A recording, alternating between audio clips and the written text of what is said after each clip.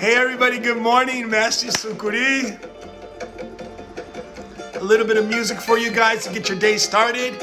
If you're watching this from outside of Japan, you're probably still in yesterday. So I hope you guys liked it.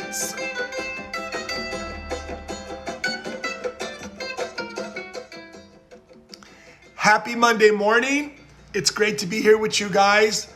And I mean, it's just a beautiful day here in Tokyo. We're looking at about 25 degrees today Celsius. I can't remember what that is in Fahrenheit anymore.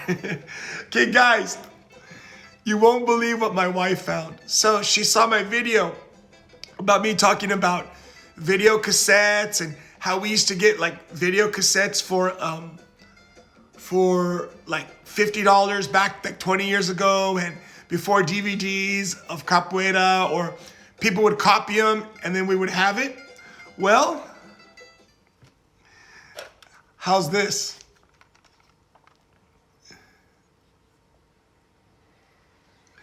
Little video cassette from the old school cameras that we used to have, HD cameras, right?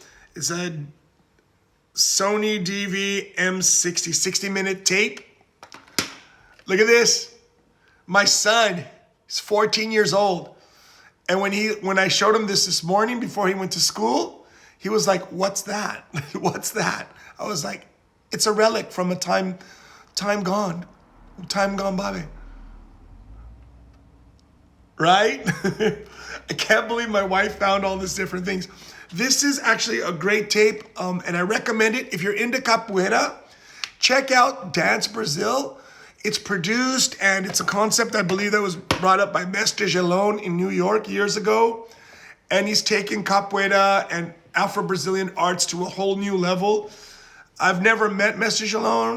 He is personally, but I'm a big fan of everything he's done with his group, Capoeira Luanda, and with especially Dance Brazil. I'm a big fan. Friends who have gone to the shows have always picked up flyers and pamphlets for me, and I got them somewhere. I recommend that. Capoeira Brazil, Dance Brazil.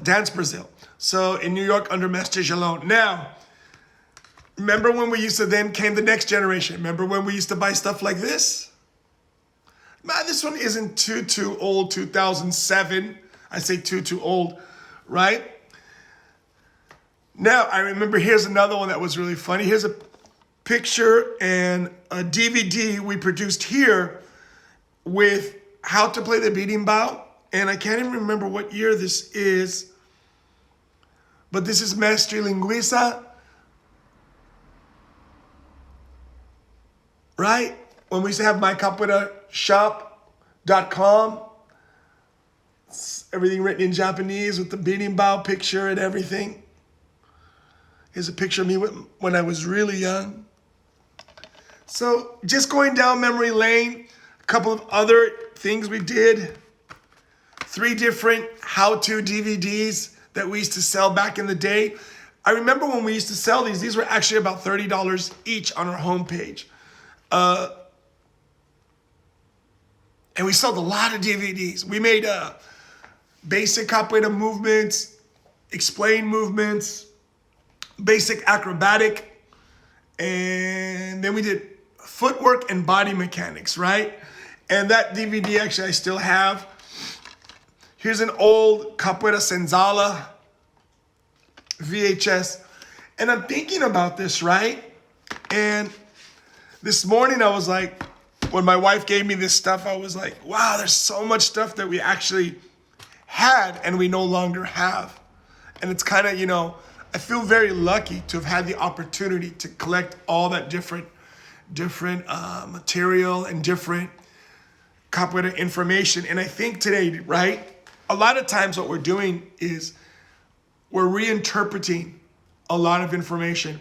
And I was thinking about the word reinterpretation a lot and these DVDs, because I could technically redo everything, right? And it's weird in capoeira, or I'm sure any martial arts, but for example, I've talked about this point before, that basically if someone joins something, like let's say karate, or they join dance, or they join something. Oh, Mestre Betinho, bom dia, meu querido.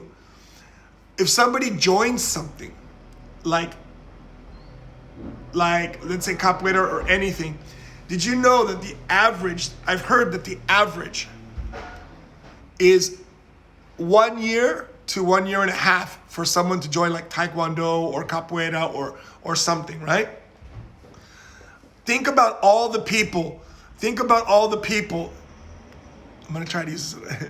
Think about all the people who have come to your capoeira school and have had a chance to come in and play capoeira, and then 1 year later, they're gone.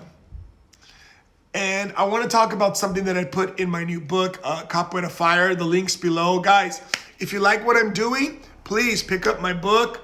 If you really like what I'm doing and you want to support, guys, this week I'm doing a Patreon rush. For every supporter for as little as $5 a month, I will do 50 AU or 50 cartwheel. Plus, you get access to everything I've done.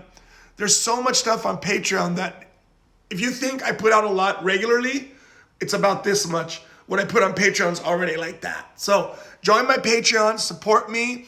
I'm trying to grow Patreon. Why? Because it's my production budget for making capoeira material, not to mention many other things. Now,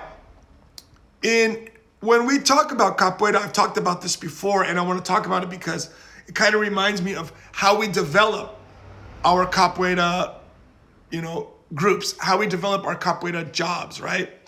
I say capoeira job because I work from capoeira. This is my main source of income, and I've talked about how I'm a professional capoeira teacher, which means this is what I'm focused on in my life as a career, and which I've been doing for 20 years. So what I'd like to share with you guys is a simple reflection, right? Capoeira Fire, reflections on the International Capoeira Community.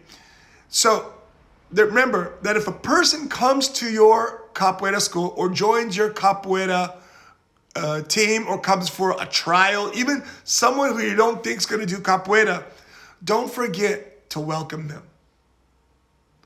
I'm going to hit you guys all as a professional capoeira teacher and a mestre and a person who pays the rent, the bills, my kids' food, family's education, everything from capoeira. The hardest thing for us as capoeira teachers, what do you think it is? Does anyone want to comment? What's the hardest thing for a capoeira teacher? At least in my situation. Maybe other people are doing different. For me, the hardest thing has always been having to sell capoeira, right? I love capoeira so much. I've made my life capoeira. I've never looked back. Every day I love capoeira. I'm more passionate about capoeira every day. CDs, music, everything I do is for capoeira. Que na vida eu sou capoeira. And I love it. Now, I love teaching capoeira. When the kids' classes are going, the adults' classes are going, I am like on cloud nine, just hovering and so happy and I feel so blessed and lucky to teach capoeira and do what I do. Then somebody's just outside looking in at my capoeira school, and I have to run over there and I have to say, oh, hi, would you like to come inside and take a look a little bit? And it's a little difficult now with Corona, but give them a flyer. We have the little stand outside. Now, I wonder if you guys can see it. I'm just going to switch over real quick. You see the little board thing out there, right here? It's a little flyer stand just to have, people can pick up flyers for here, for the restaurant. And it's always out there. The hardest thing for me as a capoeira teacher is always having to say, what's capoeira? What's the value of somebody joining my capoeira school? And I think I've gotten really, really lucky over the last few years because the people who are here, who are joining my capoeira group, it took time. Guys, years ago, I want to say 5-6 years ago, I started asking students, do you guys want to have more capoeira adult students? So I said, do you guys want to have more adult students in the classes? And everyone said, yeah, that'd be great. More adults, more fun. I said, the hardest thing with adults is selling them capoeira, asking them, hey guys, join capoeira. And what do people say? Wow, it looks difficult. Wow, I've never danced before. Oh, I'm not flexible, right? First thing people say when they come to capoeira, oh, I'm really, really tight person. I can't really stretch too well. Everyone says that. But guys, selling the capoeira, getting people inside is actually, guess what? The student's responsibility. I've told students, I go, guys, if you're not friendly when people come in, if you're not welcoming, if you're not accepting, then people don't want to come in. Think about it. How often as a student, or especially as an advanced student, have you walked up to students? And I talk about this in my new book. I talk about the problem if sometimes when you do capoeira a long time, let's say you've been doing capoeira for 10 years with your teacher, and you're an advanced student, and a new person comes in, and sometimes you just click, and you're automatically desensitized to them.